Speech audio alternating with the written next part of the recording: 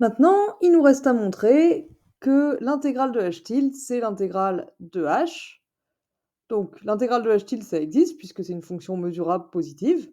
Et d'après ce qu'on vient de montrer dans la remarque, c'est l'intégrale de la fonction étagée somme des alpha i indicatrice des moins ai. Et les intégrales de fonctions étagées, on sait les calculer. Donc on obtient la somme des alpha i fois lambda de moins ai. Je m'aperçois que j'ai juste une remarque à faire sur l'existence de la somme à droite là. Il faudrait pas qu'il y ait un alpha i égale 1 et alpha j égale moins 1 et des lambda i qui soient égales ou à plus l'infini tous les deux. Alors ça se produit pas si les ai forment une partition. Dans ce cas-là, le fait que h soit positif, ça nous dit que tous les alpha i sont positifs et la somme de droite existe au pire dans R bar. Au pire, ça fait plus l'infini, mais en tout cas, ça existe.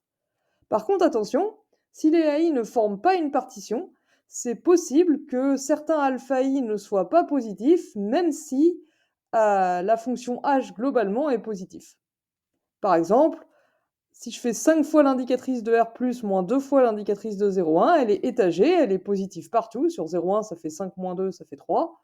Mais ces coefficients ne sont pas tous positifs. Donc attention à ça. Donc on va supposer que les AI forment une partition, ce que d'après l'exercice qu'on avait vu sur les fonctions étagées, on peut toujours faire.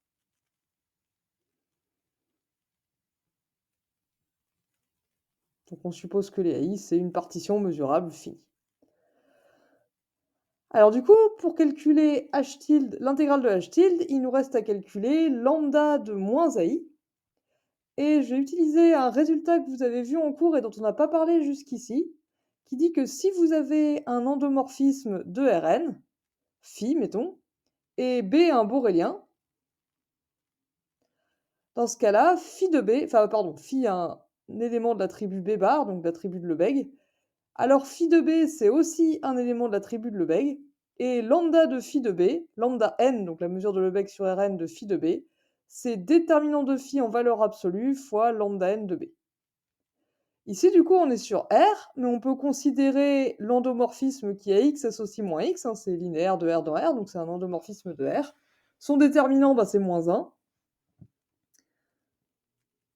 Et du coup, pour tout A dans l'attribut des Lebesguiens, phi de A, ça fait bah, moins A.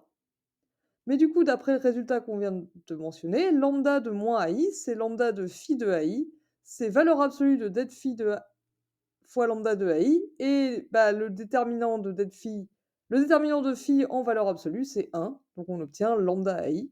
Et du coup, au final, l'intégrale de h tilde de x, si on reprend l'expression qu'on vient d'obtenir, bah, c'est la somme des alpha i lambda AI, c'est la même que l'intégrale de h.